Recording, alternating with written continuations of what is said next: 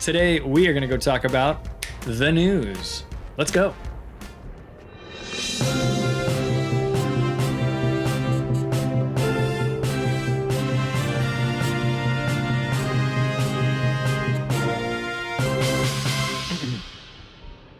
Yeah, it's nothing serious. It's just boat news. It's all good. Our top story today is some brand new ships that were just announced on the official stream. We're going to come back to that, though, because we've got other stories that are also quite interesting. First, we've got some changes to test ships. We'll go over this pretty quickly. I don't tend to lean in too hard on the test ship information because the ships aren't real. They're totally fake. We are seeing some changes to the Commonwealth destroyer Huron, which is similar to the Haida, but as testing goes on, this ship is getting more and more different. So we are seeing some changes here. We're going to get a more flat firing arc for both shell types for Huron. That's pretty exciting. Excuse me. The hydrophone preparation time for the Soviet S-189 submarine is going to be reduced, and they're going to remove its enhanced rudder gear consumable. For this one, I'm not going to dwell on it too long because we're going to have to wait and see how that ship shapes up. Ship shape. Ha, I get it. And here we go. Let's continue. Dalarna is getting nerfed. Oh no, who would have thought? Of course it is. It's getting a nerf from the 2-second reload to a 3-second reload. I think this is probably a good nerf, let's be real. And the firing range is being reduced from 12.3 down to 11.1. That is another nerf. If you're not familiar with the Dalarna, this is going to be a Tier 11, a super ship available at the top of the Pan-European destroyer line. And annoyingly, this means we need yet another top-level captain for Pan-Euro. The Pan-Euro line needs another class so badly. Wargaming, if you're watching this, please give us Pan-Euro cruisers or literally anything else, because we need like 5 different builds for destroyer captains now, and it seems like you're just going to keep introducing more top-level destroyers. It's absolutely insane. Wyowood Brown says, I got whacked by a Huron yesterday. Hydro caught me by surprise, and I was in a kid. Yeah, I mean, I think in the right circumstances, the Huron could be a pretty effective platform. Just, again, based on what we've seen in the dev blogs. I'm excited to see that boat come out. I'm not sure, how she's going to be received. I do fear that she's always going to be compared against the Haida, and I think people love the Haida. So the Huron has a lot to kind of try to compete with. Big shoes to fill, as it were. Big shoes to fill. Big shoes to fill. The German supercruiser Clausewtiz is getting... Oh, hang on. Let's go back to Dalarna real quickly. Maximum alternative torpedo range is being reduced by 2 kilometers, and the alternative torpedo swap time has been reduced. So 3 nerfs and a buff, it looks like, for Dalarna. Let's go down to Clausewtiz. The rudder time was reduced, which is a buff. That's going to make it more maneuverable, more handily. The main battery reload time is being increased by 0.6 seconds, which is a nerf for the Clausewtiz. And the aiming sector of the guns is being increased. The main guns, excuse me, is being increased by 7 degrees. So I think that's a buff too. That's going to give you a better range of motion there. So Clausewtiz is one they've announced quite a while ago. I wouldn't be surprised if we see it showing up for purchase sometime soon, but probably not in a near patch, because that seems like they would have told us about that. But be looking for Clausewitzes. I think we're going to see that come out here sooner than later. Spanish destroyer Alvaro de Bazan is a Tier 10 Spanish destroyer. I'm pretty excited about this boat as well. They're increasing its main battery range, and its main battery reload time is being reduced. This is interesting to see. This is a ship with a main battery, people call it the funny button. It's got the rapid fire, like magazine style burst fire. Thank you. I couldn't find the term. The burst fire capability in a non-super ship. This was originally a capability planned for the Canarias, a boat that we have and we love at Tier 6, but they didn't get it balanced for Tier 6 in time, so they put Canarias out with a speed boost and some other stuff instead. We're going to see this in Alvaro, and I'm really interested to see how this pans out. I'm surprised that it's getting buffs here, because I would have thought that burst fire would have been a bit much. Jetty says, as a bow-out German cruiser, increasing the firing angles, he's talking about Clausewitz, is a pretty big buff. I agree. That's going to allow for like dabbing shots over the shoulder and things like that, depending on exactly how far that 7 degrees pushes it. So I like that kind of kiting gameplay that we're expecting to see from Clausewitz. It should be very similar to how we play Hindenburg today. Parameters of the HE and AP shells have been changed, so the firing arc will be more flat too. I love everything I'm reading in this patch about Alvaro de Bazan. So hoping that we see this boat come out. I'm obviously and still be looking pretty strong. Obviously, you know, we're only going to know what we see in the dev blogs, but pretty stoked about what I've seen on this boat so far. And I'm hoping it's for a currency that I have a lot of. Right now, I'm sitting on research points and steel. I'm sitting on not very much coal, but coal's a little easier to come by. So for me, I'm going to be saving up my coal. I'm not sure what my next buy is going to be there, but I should have enough steel or research points if that boat winds up being announced for one of those currencies. You know, and hopefully it's something I can afford, which I'm pretty excited about. Jumping to our next story, we do have another patch here, or another dev blog article, and we're going to slide this one over. This is the new Dockyard. There's a bunch of great news in here. I skimmed this one yesterday. I think a lot of you guys are probably familiar with this, but it's critical to go over just in case anybody's getting their nose here for the first time. So we got our new Dockyard with the Puerto Rico. We were talking about this at the beginning of the stream. 40 phases feels like a lot. I feel like a lot of our dockyards are, you know, 32 phases or something like that. The shipbuilding phases can be progressed by, of course, completing missions or by spending 1,750 doubloons. You'll have it looks like 3 patches to get it all done. 11.7, 11.8, and 11.9. And then combat missions can be, and then the dockyard will be there for you to, why does it remain? There's a reason it remains, and I'm having a blank on why that's valuable for people. I think it maybe allows you to buy the phases. Yeah, that's what that's for. Is if you did all your missions through these 3 patches, you could still buy a phase or 2 in the last patch if that's valuable to you. Yeah, Jetty's confirming my suspicions here. Took me a second to grok what I was reading. In total, you've got to progress through 34 of the phases by completing missions. You have to buy a minimum of 6. You're going to see the Huron. We talked about the Huron earlier in the buffs and nerfs section. We're going to see Huron and a 6-point commander being available at phase 25. So for folks who aren't even going to plan to get all the way to Puerto Rico, you can get a free ship at phase 25. And then the final reward, Puerto Rico, is going to be available with a permanent ceremonial camouflage, a port slot, and a commander with 10 points, which is pretty great. Here's some screenshots of what the Dockyard event is going to look like. I think this camo looks really fantastic. What do you guys think of the camo? I gotta know. I think this looks really good. In fact, I think it looks cooler than Puerto Rico did the first time.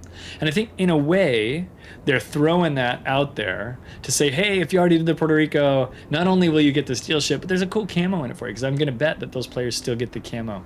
Let's read this next section. It's about people who already own Puerto Rico.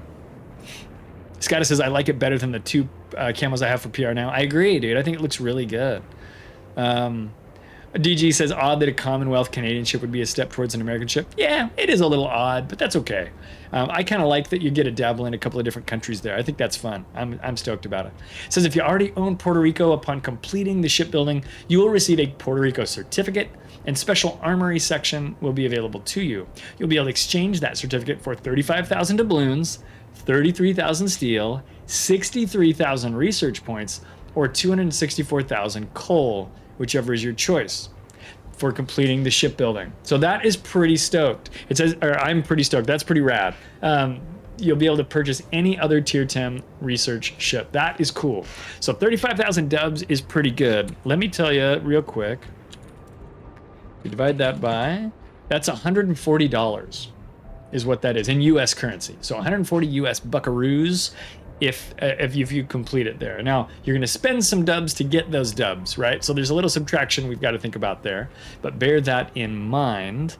The other thing is 33,000 steel is pretty good. Steel's hard to get. We were talking about this earlier in the stream, where this is a relatively compressed time period where if you work really hard and you're playing these games and you're a big steel grinder anyway, this is one of the fastest ways you're ever going to earn 33,000 steel. 63,000 research points is pretty good, but remember, we think of research points as a premium and a fancy currency, but research points are made of experience points and credits. 2 free currencies that you can get whenever you want. 63,000 research points is a lot, though. That's like 3 doubled resets, right? So I'm not here to tell anybody who chooses research points that that's not the best choice, It's a fine choice, but those are cheap currencies. Steel is harder to get. I think steel was probably the one I would pick. Zornbringer says research points equals free XP. Sarevna says steel, mic drop. Totally, right? Jetty says 33,000 steel is worth more than coal in conversion. So basically nobody should take the coal. I was going to check that. I'm glad you've done the math, because you can convert steel for coal. So whenever there's a direct conversion, it is to your benefit to look into those numbers and find out, even if you want coal, is what Jetty is saying, even if you want coal, you should take the steel and convert it to coal. Do you know, Jetty, how much that comes out to be? What's the exchange rate is there? Is it 10 times? Isn't it 333,000 or something? Is that what it would be? If it's that much, that's a lot. Anyway, it is 330K. Yeah, I thought it was 1 to 10. Boy, that's a big difference. So, I mean, 264,000 coal, don't take that. That's good advice coming from Foaming Jetty right here. I thought it was 10 to 1 as well. And so if we're right on that, that's good to know. We're getting multiple people saying 10 to 1. Here's my I know there's a lot of good news in this article. This is my favorite bit right here. New clan battles season. Okay, check this out. From August 15th to October 3rd is the 18th season of clan battles. I don't know how to pronounce this next word. Serenidae? Sure. Sirenidae? I don't know. But it's the next season of clan battles, and this is pretty exciting to me. Tier 8 ships. I always talk about how Tier 8 clan battles are awesome. There are so many great ships at Tier 8 in the tech tree, in the premium ship list. Interestingly, there are no Tier 8 coal ships, so it's going to be tech tree ships and money ships, basically.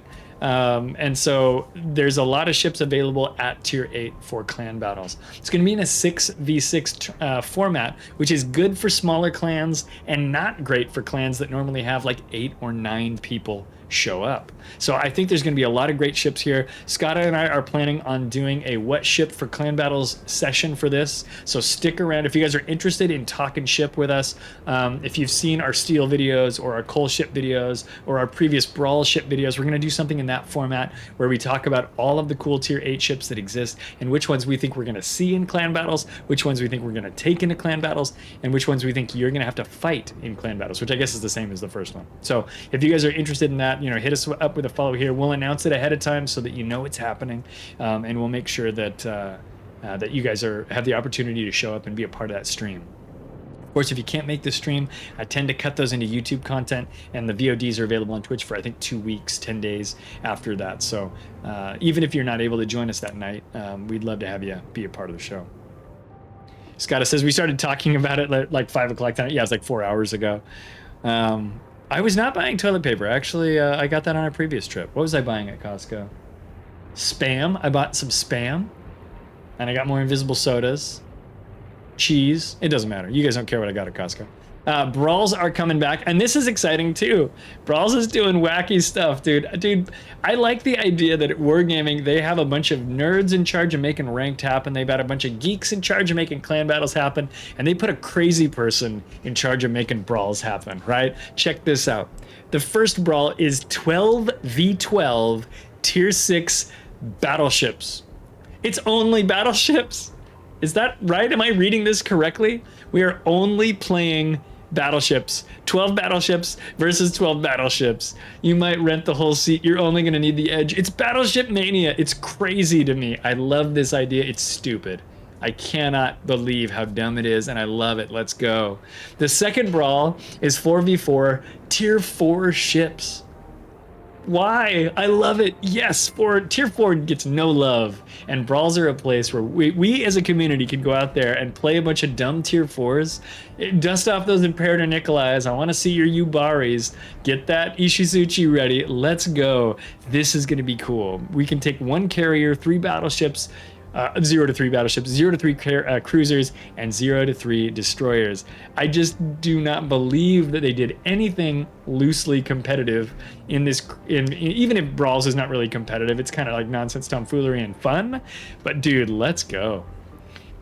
Frost Knight says, get your PEFs ready for the first brawl. Yeah, PEF is brutal. Bayern is going to be just a sick, twisted monster. There's a bunch of cool battleships at Tier 6.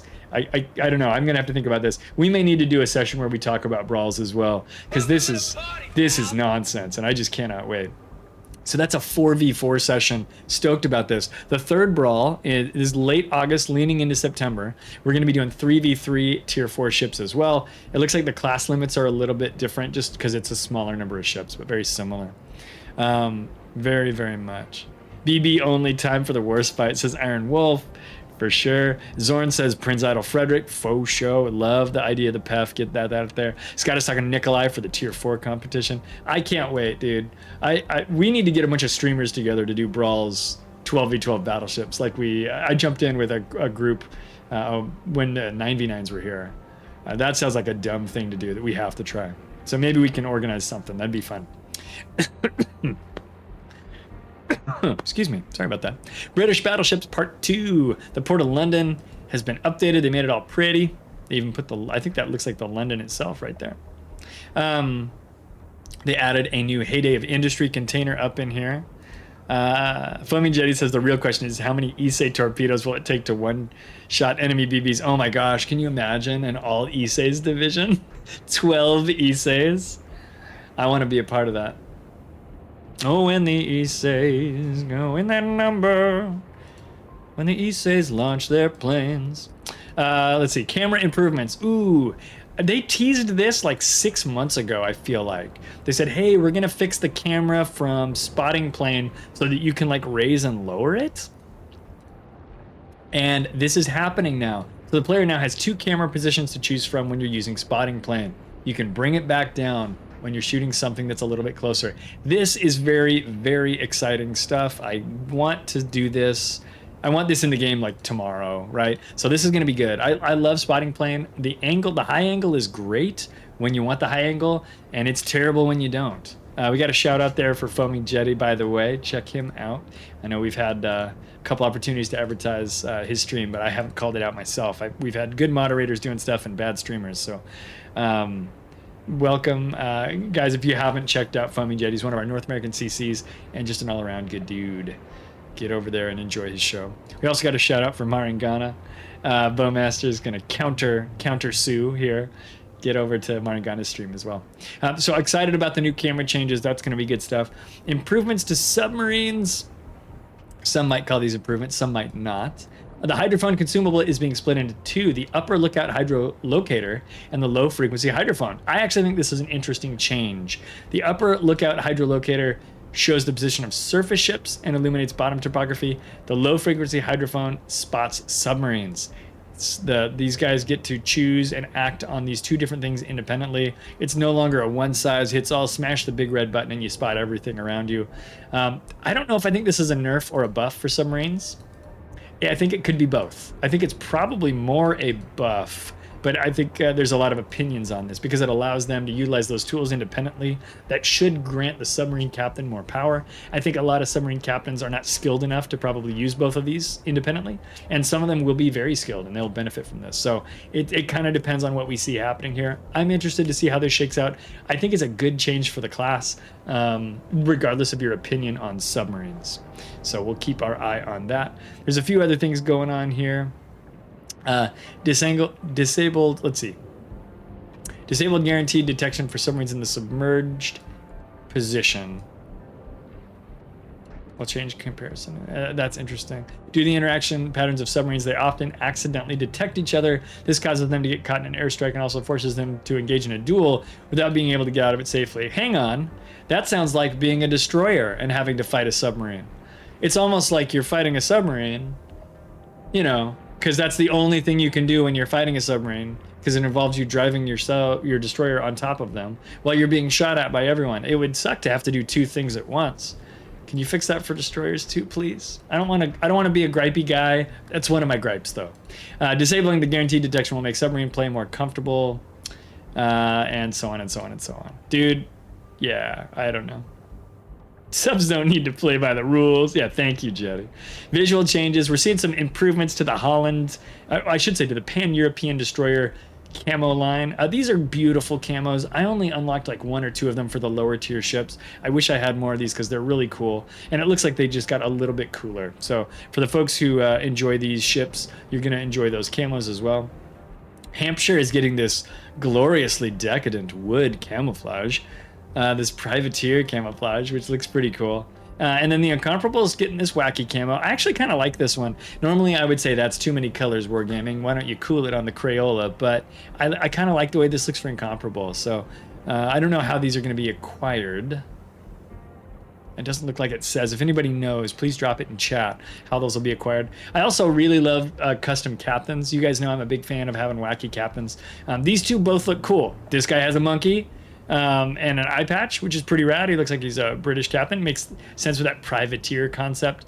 And then I like having unique voiceover commanders. I hope both of these commanders have a unique voiceover. A female Japanese commander is pretty cool. Hopefully she's got a great voiceover as well. That would be rad. Yes, Scott, a monkey pirate captain. You're going to want this guy. He's dope. I don't know how we get them. It says they've rolled out commanders, William Lymington. I don't know how to pronounce that. And Minakami Shiori. So we're going to see these guys come out. I don't know how we're going to get these, but this is cool. I like these commanders both, and I would like to have them both for my ships with unique, cool voiceovers. So please, Wargaming, never, ever, ever release just an art-only camo. I always want unique voiceovers. You got to help me out. We love female captains. Everybody does. It's so super rad. Okay, that is this article. I know the news has taken a little bit of time today, guys, but I think it's all good news. Let's get over and talk about our top story. Some brand new ships announced on the EU stream this week, which is pretty exciting stuff. This is the Tier 9 American cruiser Vallejo. Now, I didn't get a chance to watch this stream today, at least most of it. I missed the part where they were talking about Vallejo, and I came in when they were talking about a later ship, which we'll get to in a moment. This looks like a pretty interesting boat. It's a what's the word? Preceder, an ancestor of the Worcester class cruisers. It's got 10 152 millimeter dual purpose guns in 5 turrets. So that means they're double barrel turrets, and they're 152s. And dual purpose should indicate pretty good AA on this ship. Vallejo is a light cruiser with improved ballistics, which I like. Improved ballistics on a US cruiser is very interesting to me, as well as a good firing range. She's got a spotting plane and an accelerated reload, which allows her to fire effectively at long ranges. This is not something we have in most ships on the American tech tree. So this is really interesting. Certainly not in a light cruiser, right? I think you might argue that, you know, Alaska, Puerto Rico, these guys can reasonably reach out and touch someone. But Vallejo right here, a light cruiser that can reach out and touch someone. So, oh yeah, let's go. Big fan of that. I came in at the tail end of this ship showing up on the stream, and I said, ooh, what is this? Because they didn't have the name on the screen. I'm asking in chat, I'm like, what's the name of this destroyer? Let me know, I gotta know. And then they said it's a Tier 9 Pan-Euro, and I made the face because we have too many premium Pan-Euro cruisers, and they're all just weirdly different enough they can't share captains super easily. But at the end of the day, I want more destroyers in this game, and I love a lot of the Pan-Euro destroyers. So let's go. Let's get them going. Velos. I don't know if that's the correct pronunciation. I was watching the stream on mute because I was in a meeting for work, so I was really not watching the stream very much. Velos looks pretty cool. It's a Fletcher class destroyer that was transferred to the Greek Navy in 1959. And it has rapid firing main battery guns and 1 torpedo launcher with a fast reload. So it's another Fletcher. These turrets are absolutely very American looking. This superstructure is absolutely a Fletcher. DGW says this is a museum ship in Greece. That's really cool. I didn't realize it was still visitable. That's really neat. It's got a smoke generator, and it has an engine boost and... Wait, hang on. The ship's armament or equipment is represented by engine boost and defensive AA consumables in separate slots. So that is really cool. That is a really cool thing. Danny's 24. Thank you for the subscription. Welcome to the stream, and we're glad to have you here. I don't think it's a kid. It doesn't look like it has a hull repair unless I missed it. Kids, party pieces, that hull repair. But this one's going to have really good AA with the single torpedo launcher. So kind of similar. Zorn's got a good point there. In addition to that smoke generator, engine boost FAA, we talked about that. And then this is why Maltese Night was on the stream. They made Malta, announced the Malta, and I was in chat, I said, that's a dirty trick. Well, why would you bring him here and be like, look, we named something after you? And he's not a carrier player. He doesn't really play carriers. I don't know that we would say that Maltese is a big CV fan. He would not be a big fan of CVs, but they had him there to announce, as a guest to announce this. And apparently they surprised him with it pretty well, which is pretty cool. Honestly, this is a tier 10 premium British aircraft carrier. It feels like we have a lot of high-tier British carriers now, particularly when we think about the super carrier Eagle and stuff like that. It feels like this is like yet another high-tier British carrier. But it is where we are. Amiga said they needed Malta to take the blame for one more tier 10 CV. I will say, if I was Chegg, I shouldn't say this, but maybe I should. I don't know. I'm going to say it. If I was Chegg, I would be like, oh man, we have to announce another high-tier premium cruiser. Or carrier, I mean. The community is going to be pissed. I know, we'll bring Malta here, and then they'll be so distracted by Malta, they won't yell at me. That's so good. Actually, this is a pet request, and put him over the moon, says Jetty. Oh, really? Oh, that's cool. That's really great. Their chat exploded with this. They had a great time with it. And Malta he was generally looking like he had a good time. I didn't think he was really being picked on, for sure. So we've got Vallejo, we've got Velos, and we've got Malta. We can take a look down here just briefly at some of the ship's parameters. I don't want to dive into this too detailed, but I did want to show some of this information. 44,000 hit points on the Vallejo. This is the US Cruiser. 16.7 kilometer firing range, which is longer than a lot of the light cruisers in the US line. The initial AP velocity is 762, but the HE is 812. That's interesting. I wonder what the flight time is. They don't probably have that on here. But as we get more information about this ship, we'll find out just, what the shell drag is and how quickly, how flat those arcs are going to be. I think that's an interesting cruiser, and it definitely brings something to the US line that hasn't been there before. The AA here is probably pretty good. It's kind of weird to look at these numbers and come up with a really big takeaway point, but we can take a look at his last line where we'll learn a little bit. 6 explosions in a salvo, 1,820 damage on an explosion, and 6.9 kilometers is a pretty good range for the AA. When you start seeing 6 in the puffs of flak, that's a pretty good AA defense there. So I'll be interested in seeing what that winds up looking like. 32.5 knots, so she's not real fast. And then the rudder shift is 10.7 seconds, so reasonable maneuverability for a US cruiser. Nothing too exciting to write home about. Zornbringer says, interesting to know what the pen and the AP bombs will be. Are you talking about on Malta? Yeah. Jetty says, it's going to be touchy to balance. AP swings wildly from doing nothing to doing too much. That is one of the challenges with AP, for sure. 17,100 hit points on Velos, the European destroyer. 127 millimeter guns. We get 4 of them.